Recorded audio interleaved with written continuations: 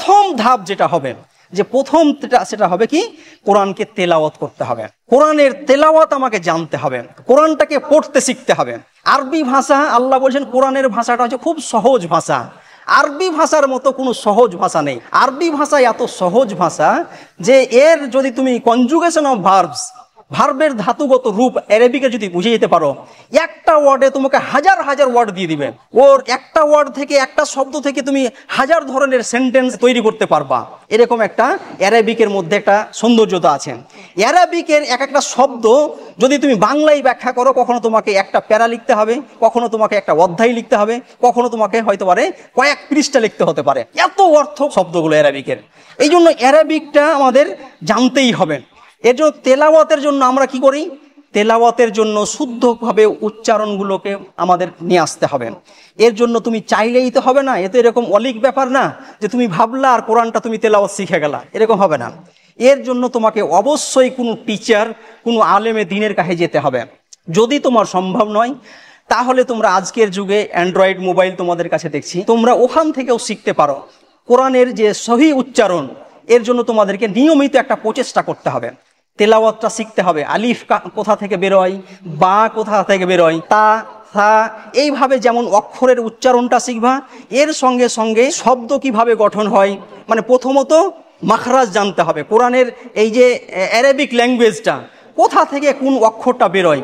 তারপরে একটা দ্বিতীয় ধাপে যেটা এগোবা, যে এই তেলাওয়াতের সঙ্গে সঙ্গে মাখরাজের সঙ্গে সঙ্গে তোমাদেরকে মাদ বুঝতে হবে, কতটা অক্ষর কখন কোনটাকে টানতে হবে, কখন মাদ্দে আসলি হবে, মাদটাকে করতেই হবে, মানে একটু টান দিতেই হবে, কখন দিতে হবে না, কখন গুন্না হবে, কখন একফা হবে। এইভাবে কোরআনের যে একটা তাজবিদ, এটা সুন্দরভাবে কোরআনকে যে পড়া, এটা তোমাদের শিখতে হবে। এর জন্য অবশ্যই তোমরা হয় কোনো আলেমে দ্বীনের কাছে শিখো, মক্তবের কোনো মওলানার কাছে যাও, অথবা তোমরা ইউটিউবে কোথাও যারা কোরআন লার্নিং করায় তাদের কাছে যাও, যে কোরআনটাকে লার্ন করো, শেখো। এর জন্য তোমাকে ধরে ধরে ধরে ধরে কোরআনটাকে শিখতে হবে। তেলাওয়াত যখন তুমি শিখে গেলা, তেলাওয়াত মাল ফাহেম হতে হবে, শুধু পড়বা এটা না। যেমন সহি উচ্চারণ শিখেছো, সহি উচ্চারণের সঙ্গে সঙ্গে তোমাদের যেটা করতে হবে যে কোরআনটাকে বুঝতে হবে। আর এই কোরআনকে বুঝার জন্য প্রথম টার্গেট করো কোরআনের যে শব্দার্থে আল কোরআন, কোরআনটা শব্দে শব্দে বুঝো। আলহামদুলিল্লাহ রাব্বিল আলামিন, কটা শব্দ আছে এখানে, ওই শব্দগুলোর মিনিং যদি জেনে যাও, তুমি একটা শব্দের রুট ওয়ার্ড যদি তুমি বুঝে যাও, এই যে কনজুগেশন অফ ভার্বস বলছিলাম, ভার্বের ধাতুগত রূপ, তাহলে দেখবা যে এই শব্দটা তুমি কোরআনের বিভিন্ন জায়গায় পাবা। তো প্রথম শব্দার্থে আল কোরআন, কোরআনের শব্দগুলোকে বুঝো, তার তর্জমা, তার মিনিং, বাংলায় মিনিং কি আছে প্রত্যেকটা আয়াতকে দেখো।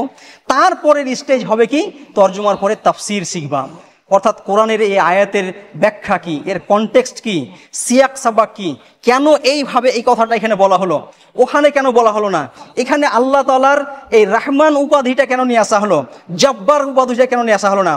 এইভাবে কোরআনের তাফসিরের পরে তোমাকে তাদাব্বুর, তাফাক্কুর করতে হবে, গবেষণা করতে হবে। কোরআন সব সময় তোমাকে চ্যালেঞ্জ করে, তারা কি আফালা ইয়াতাদাব্বারুন, তারা কি এই কোরআনের উপরে গবেষণা করবে না, চিন্তা ভাবনা করবে না? আফালা ইয়াকিলুন, তারা কি বুদ্ধি খাটাবে না? আফালা ইয়াতাফাক্কারুন, তারা কি চিন্তা ভাবনা করবে না? কোরআন শুধুমাত্র তুমি পড়ে নিলা আর পড়ার পরে মানে শুদ্ধ উচ্চারণ শিখে গেলা, বাংলা মানে জেনে গেলা, তাফসির জেনে গেলা, এটাতেই হবে না। চতুর্থ বিষয় যেটা হচ্ছে, কোরআনের প্রত্যেকটা আয়াতকে নিয়ে তোমাকে গবেষণা করতে হবে, চিন্তা ভাবনা করতে হবে। এই আয়াতগুলো তোমাদের সামনে বলার জন্য আমি প্রায় কালকে থেকে আমি স্টাডি করছি। আমাদের প্রোগ্রাম শেষ হওয়ার পর থেকে আমি ভাবছি যে এই আয়াতগুলোকে নিয়ে। তো এই ভাবনা চিন্তার পরে আমি আগেও তাফসির পড়েছি ধরো, কিন্তু এই যে কালকে থেকে আমি ভাবছি, এতে অনেক কিছু আমি পেলাম। তো যতবার তুমি ভাববা, যতবার তুমি তাকে নিয়ে রিথিঙ্ক করবা, বারবার যখন চিন্তা করবা, তখন তোমার মধ্যে কোরআনের একটা কি হবে, ওই বিষয়টা ডিসকভার হবে। কোরআনের বিষয়, সুপ্ত বিষয়কে, গভীরের বিষয়কে যদি তুমি জানতে চাও, তাহলে অবশ্যই অবশ্যই তোমাকে কোরআনের উপরে গবেষণা করতেই হবে।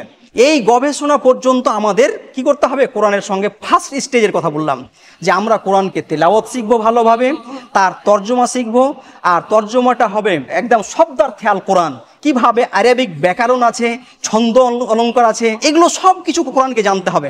এই স্টেজটা তুমি একদিন করলে হবে না। আমি এখনো ধরো শব্দগুলোর ব্যাখ্যা এখনো আমি শিখছি, শেষ জীবন পর্যন্ত কোরআনের প্রত্যেকটা শব্দকে ধরে ধরে বুঝার যে স্টাডি, এটা থাকতেই হবে। তুমি যেমন যেমন এগোবা তেমন তেমন তোমার ধাপটা আরো উপরে যাবে, মানটা উপরে যাবে।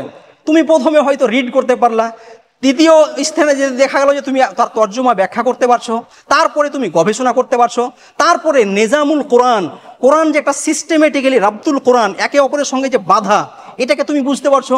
এইভাবে কোরআনটা সামাজিক সোসাইটিতে কিভাবে ইমপ্লিকেশন হবে, তাকে কিভাবে বাস্তবায়িত করা যায়, এর ব্যাখ্যা বিশ্লেষণটা কোরআনটাকে আমি কিভাবে মানুষের কাছে নিয়ে যাব, তার চিন্তা ভাবনা শুরু হবে।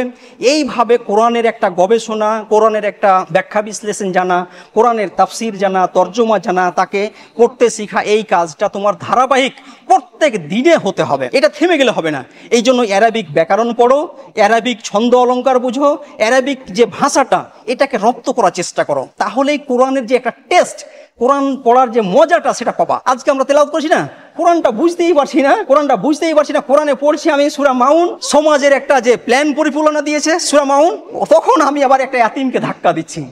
তার মানে আয়াতও পড়ছি কিন্তু ওই সেন্স ডেভেলপ হয়নি, সেই অনুভূতি ডেভেলপ হয়নি। এই জন্য কোরআনকে মিনিং সহ, তাফসির সহ, গবেষণার সঙ্গে পড়াটা খুবই জরুরি।